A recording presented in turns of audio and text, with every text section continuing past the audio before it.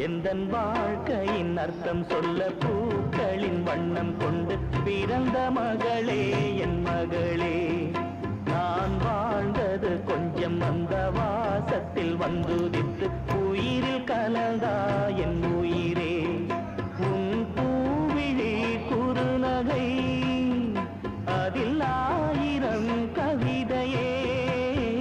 எந்தன் வாழ்க்கையின் அர்த்தம் சொல்ல பூக்களின் வண்ணம் கொண்டு பிறந்த மகளே